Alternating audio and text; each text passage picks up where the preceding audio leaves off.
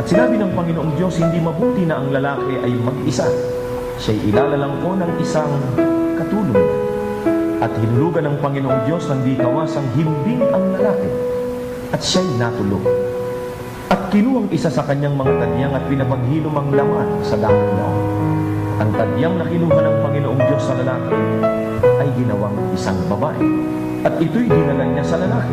At sila'y binasbasan ng Diyos at sa kanila'y sinabi ng Diyos, kayo'y magpalaanakin at magpakarami. Dapat nating alalahanin kung gayon na ang pag-aasawa'y itinatag ng Diyos para sa kapakinabangan at kaligayahan ng mga taong kanyang nilalang.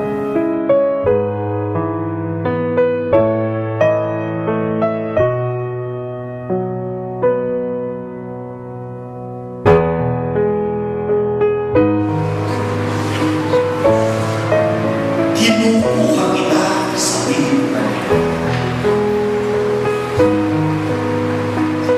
na maging aking tunay na asawa. Ako'y nangangako at nakikipag-ibag sa iyo sa harapan ng ating Panginoong Diyos at ng ating mga saksi. Sa iyo ako'y magiging mapagmahal.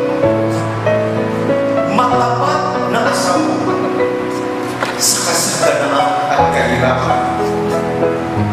Sa kaligayahan at kaligayahan. Sa kalusugan at sa karamdaman. Hanggang sa kayong dalawa ay paghiwalayin kamahalan.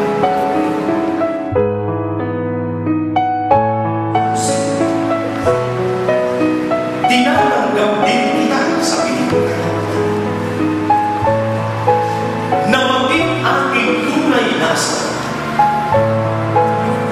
Ako man ay nangangako at nakikipag-ibag sa iyo sa harapan ng ating Panginoong Diyos at ng ating mga saksi.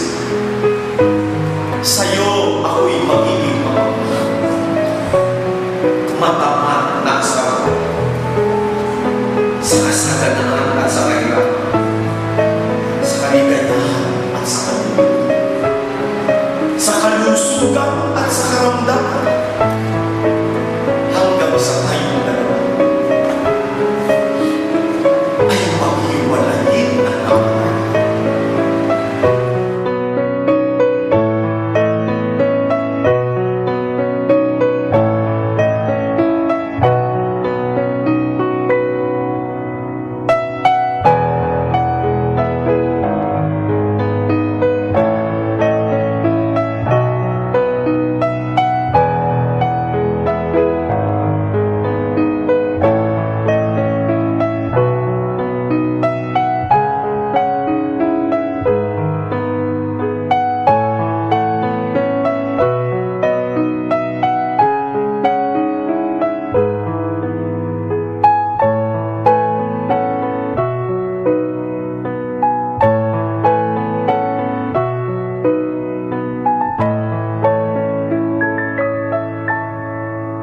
Pinapagsama nga ng Diyos ay huwag papaghiwalayin ng tao.